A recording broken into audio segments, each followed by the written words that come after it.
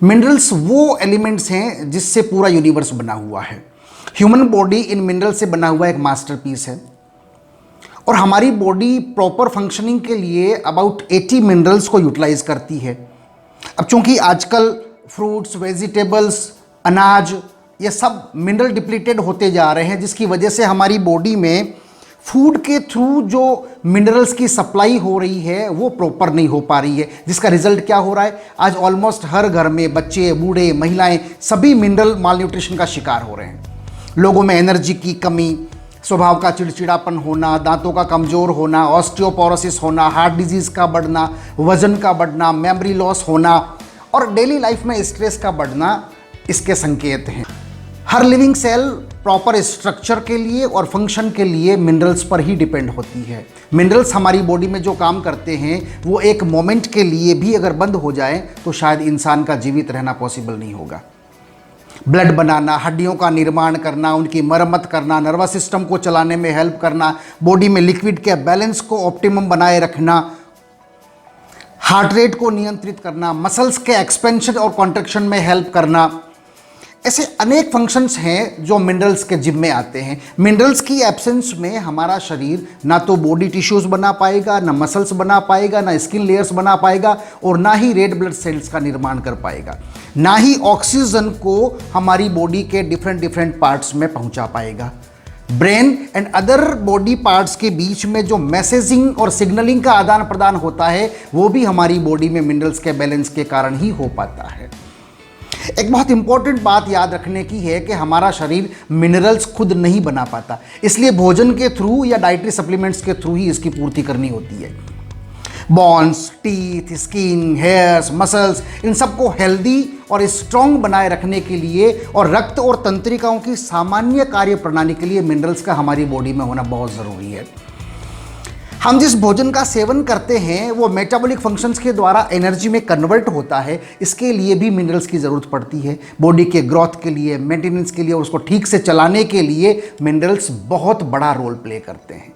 जैसे पोटेशियम एक इलेक्ट्रोलाइट है और रक्त के प्रवाह में तुरंत अवशोषित हो जाता है। हार्ट को हेल्दी रखना, डाइजेस्टिव सिस्टम के प्रॉपर फंक्शन में हेल्प करना, ये पोटेशियम का काम है। पोटेशियम तंत्रिकाओं या मांसपेशियों के ठीक प्रकार से कार्य करने के लिए बहुत ज़रूरी होता है। पोटेशियम की कमी से थकान होती है और हृदय की धड़कनें अनियमित हो जाती है।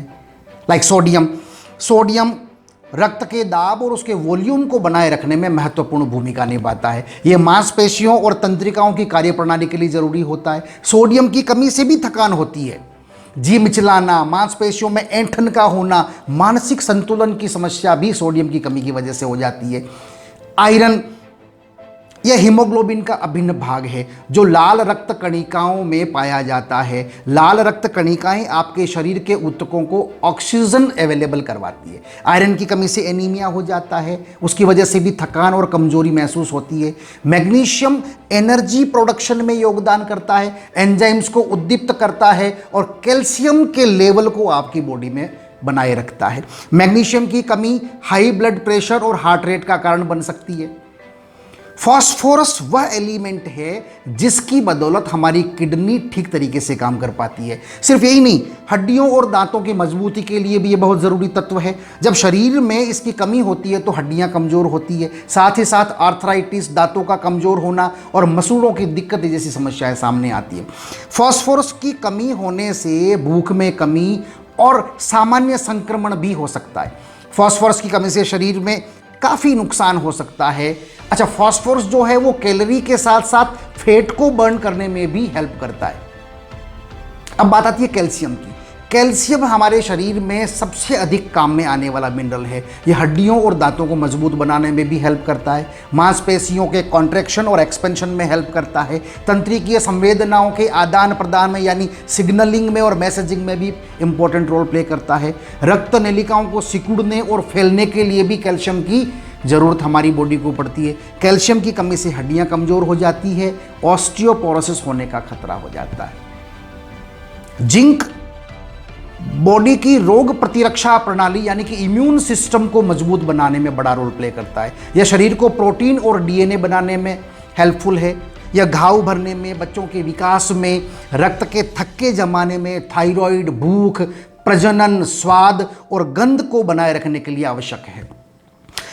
जिन मिनरल्स की आवश्यकता हमें अधिक मात्रा में होती है उन्हें हम मैक्रो मिनरल्स कहते हैं या इन्हें मेजर मिनरल्स भी कहा जाता है। मैक्रो मिनरल्स में आ गया साहब आपका calcium, phosphorus, magnesium, sodium, potassium, sulphur और क्लोराइड।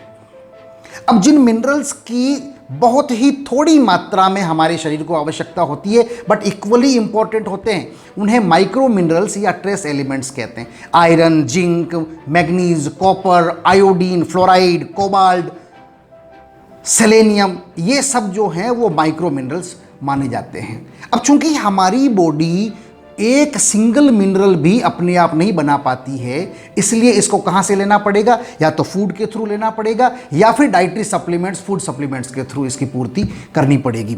अच्छा, इसके अलावा एक बात और है कि कुछ विटामिन्स को हमारी बॉडी में अवशोषित करने के लिए भी मिनरल्स की आवश्यकता पड़ती है। इसलिए मिनरल्स की कमी की वजह से विटामिन्स की कमी भी शरीर में हो सकती है। शरीर में किसी भी एक मिनरल की कमी बड़े गंभीर परिणाम पैदा कर सकती है। मिनरल्स की एब्सेंस में ह्यूमन बॉडी का सरवाइव करना बिल्कुल भी पॉसिबल नहीं है। इसलिए मिनरल्स का आपके शरीर में बैलेंस अमाउंट में होना बहुत ज़रूरी होता है। Thank you very much.